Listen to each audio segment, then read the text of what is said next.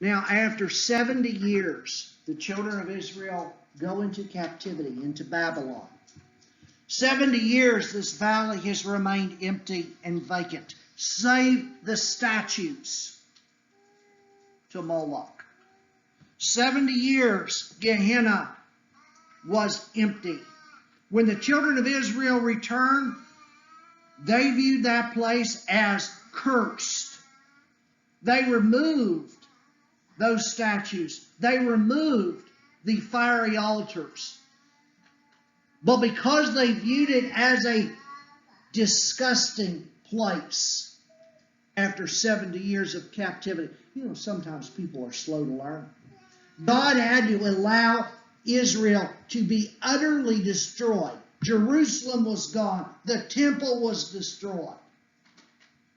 The people were either killed or taken captive in exile. It was 70 years. That's approximately 2 to 3 generations that God worked them over like gold is refined in fire. God took the impurities out and He allowed those righteous to remain. And Ezekiel returned and rebuilt Jerusalem and rebuilt the temple. They worked despite all odds. God's people returned to God. And they found this place so disgusting, all they could think of to use it for was a landfill. We see that in 2 Kings chapter 23 and verse 10. It became such a place where the corpses of criminals who had no one to bury them were simply taken and rolled over the edge into this ravine. Dead animals from Jerusalem. Well, what do you do with a dead horse or a donkey? He's done. He's laying dead in the street. What are we going to do with him? Take him to Gehenna. Roll him over the edge. Now today we have things in the landfill. I hate going to the landfill.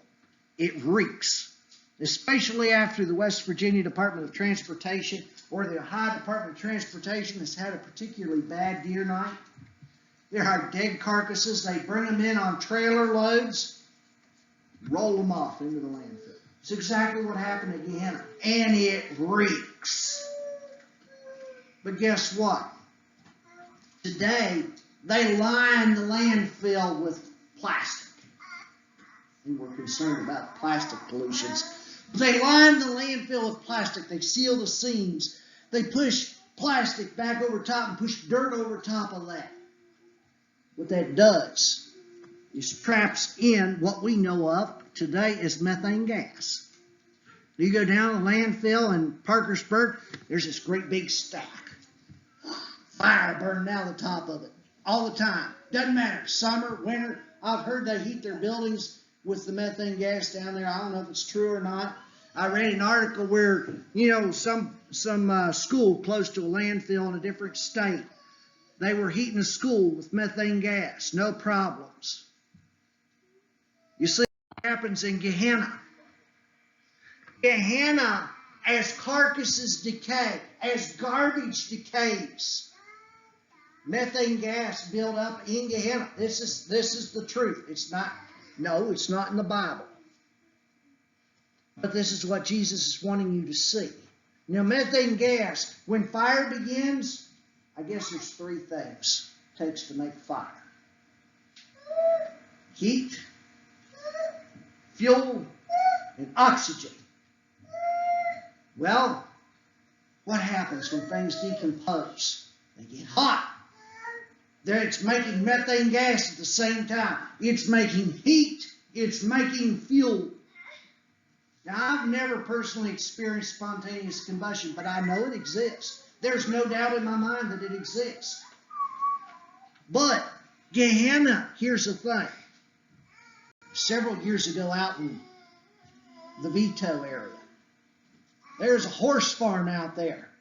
They wheeled their manure over the edge of the hill and dumped it time after time after time. The manure pile caught fire. And it burned for weeks. Because what happens is, not all of that methane gas is released at once. There'll be a little bit come up, it's hot enough and ignites. The rest is trapped under the ground with no oxygen. It makes its way to the surface. That's what happens in Gehenna. That is one of the things Jesus wanted us to understand. It is said that Gehenna burned for over 400 years. Gehenna smoldered and burnt. There's this constant stench. I had a passage, I'm not going to have time to go to it tonight. I had a passage in the Old Testament where Sheol is described as a place where the maggots are your bed and worms are your covering. That's Gehenna. It's what the children of Israel, this is what Jesus used the word Gehenna in order to get the children of Israel to get a visual of what hell was like. Imagine for just a moment, I don't mean to be too gruesome, but imagine for a moment that you are buried up to your neck in decomposing nastiness. Maybe there's a dead rabbit over there. And then suddenly you feel something crawling on your skin. And you know that it's a maggot. And as you're roasting in this decomposing nastiness, you're going to burn alive. And you're going to be eaten alive. Jesus is doing this to give his people something tangible, something that we can visualize. I'm only going to go to one passage where Jesus talks about this, because Jesus really does not describe it a lot. It's self-descriptive. You want to know why Jesus doesn't describe a hell to his followers? It's because he uses the word Gehenna. They already know what Gehenna looks like. In fact, most of them have probably dumped something in Gehenna. Matthew chapter 10, and begin in verse 26. Jesus says, "Have no fear of them, for nothing is covered." He's talking about not having fear of the world. Don't care about somebody who ridicules your faith. He says, "Have no fear of them. Nothing is covered that will not be revealed, or hidden that will not be known. What I tell you in the dark, say in the light." Never be ashamed of your faith. Never be ashamed of Jesus Christ. What you hear in whisper, proclaim on the housetops. What you know about God, let others know. And do not fear those who kill the body, but cannot destroy the soul. Rather fear him who can destroy both body and soul in hell. Or, if you want it from the Jesus words, fear him who can destroy both soul and body in Gehenna.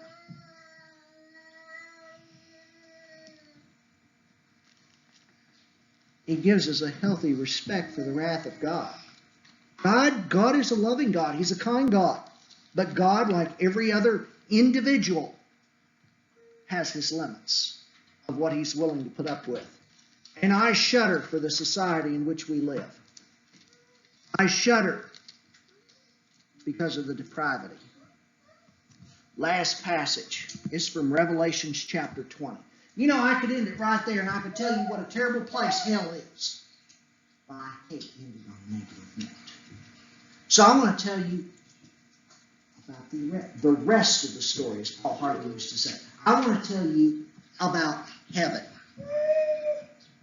We don't want to go to hell. What we do want to do is go to heaven. We want to make heaven.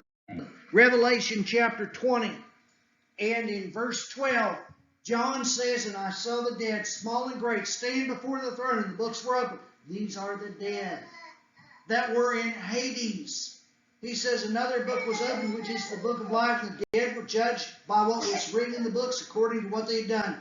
And the sea gave up the dead who were in them. Death and Hades gave up the dead who were in them, and they were judged, each one of them, according to what they had done. And death and Hades, death is going to be destroyed. Hades is going to be destroyed. He says they were thrown into the lake of fire. This is the second death, the lake of fire. He says if anyone's name was not written in the book of life, he was thrown into the lake of fire. Thank goodness Revelation doesn't stop with chapter 20. Chapter 21, John says, then, after the destruction of the wicked, after the destruction of death, after the destruction of Hades, then I saw a new heaven and a new earth. The first heaven and the first earth had passed away.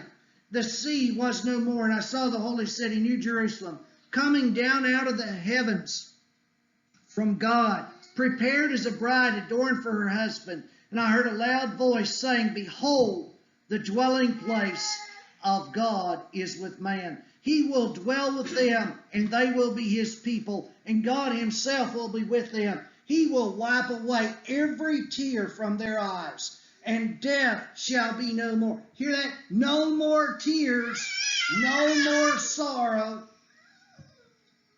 He says, no more death, neither shall there be any more mourning, or nor crying, nor pain anymore. The former things, he says, have passed away. It's motivating, isn't it? To think of where we don't want to go and where we do. It's odd to me. It is said by some who take surveys that 75% of Americans believe in heaven and less than 20% believe in hell. Hell is just as real as heaven is. And both are real. If you're here tonight and you're subject to the invitation of the Lord, I want to encourage you to think about these things. Allow yourself to be motivated to do what is right. You know, some folks might think it's awful hard. It's awful hard to walk down the aisle. It's awful hard to get in the water to be baptized. I'll tell you what's hard. That's difficult. I remember I was there. But I'll tell you, it's after that when Satan's trying to get you lured away. John says, be thou faithful unto death, and I'll give thee the crown of life. Maybe you're here and you're just not sure that your soul is safe from that place we know of as Gehenna. Whatever you might need, whatever we can do in a way to help you, please, won't you let us know? Together we stand. Let's sing 361.